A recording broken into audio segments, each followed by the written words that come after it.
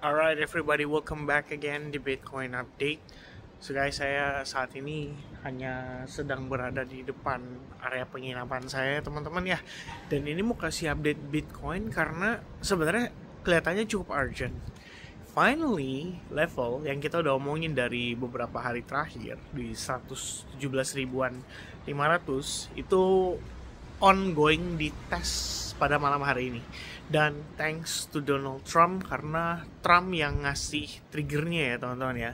Jadi Trump tadi sempat nyinggung lagi soal beberapa hal yang dia mungkin kurang setuju dengan apa yang dilakukan oleh China. Dan pada akhirnya door ya, dia ngancem lagi pakai tarif teman-teman. Jadi katanya mau dinaikin lagi tarif buat China punya produk. Dan langsung aja teman-teman sekalian ya, S&P 500 drop. S&P 500 drop duluan. Stock market rata-rata hancur ya, berkeping-keping teman-teman, turun dari all time high-nya.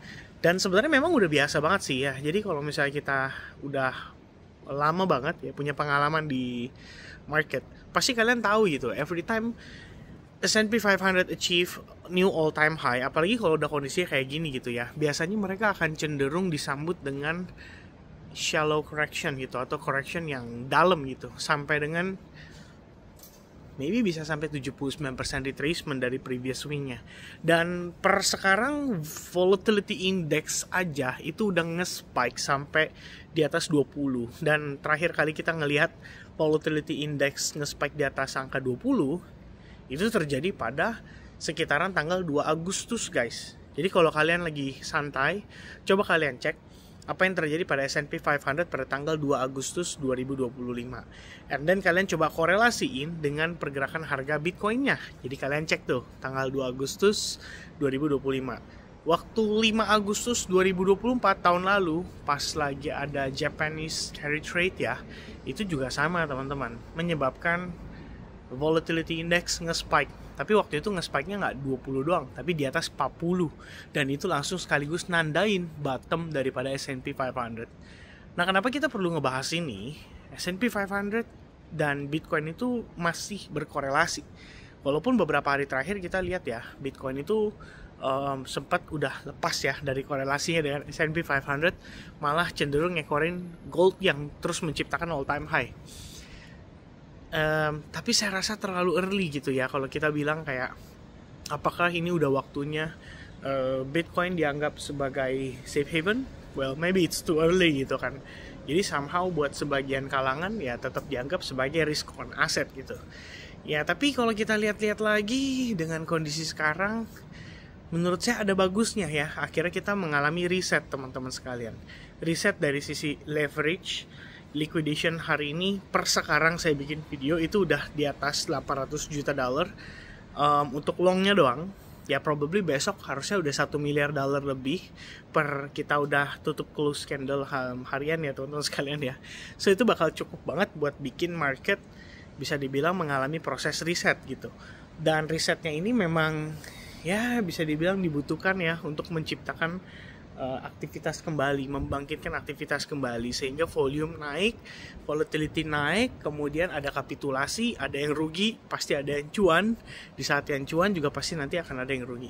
Nah ini bakal terus berlangsung kondisi seperti ini ya, over and over again, and I think eventually akan menyebabkan market itu ya tambah lama tambah dewasa gitu ya. Dan seiring dengan market yang bertambah dewasa, harusnya kita tahu juga kalau ya kondisi ini akan terus berlangsung teman-teman ya. Kita nggak akan lagi ngelihat hal yang sama seperti periode 2020-2021 ketika nge-pump ya only pump tanpa adanya yang kita bilang tanpa adanya proses yang membuat hati jadi berdebar-debar gitu kira-kira ya.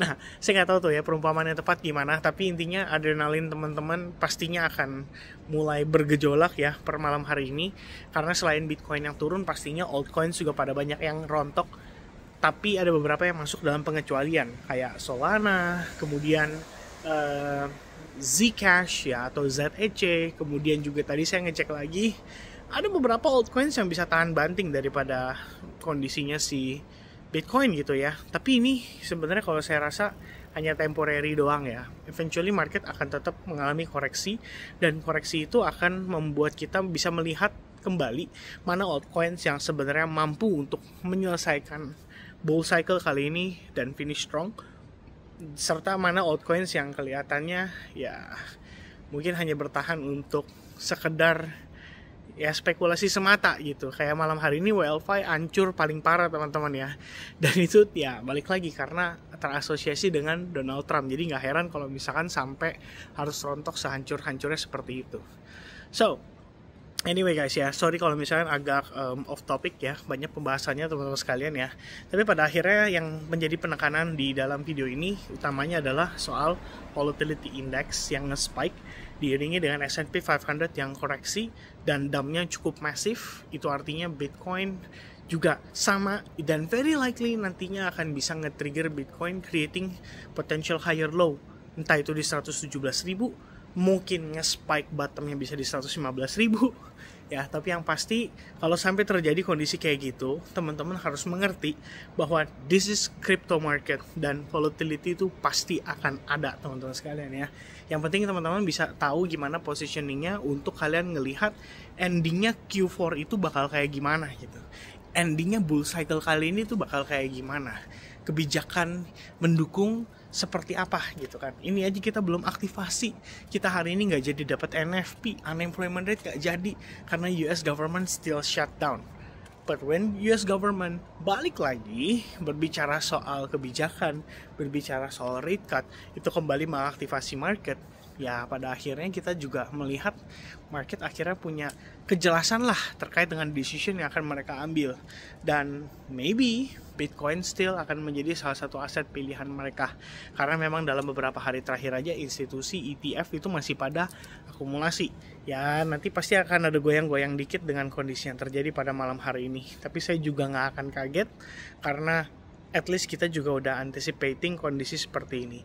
So hopefully banyak teman-teman yang selamat, banyak teman-teman yang tidak berspekulasi. Kita sudah kasih penekanan untuk tidak FOMO dari 3-4 hari terakhir, dari video saya sama Matthew, dari video sebelum saya berangkat ke Jepang juga kalian udah saya peringatkan lewat live session.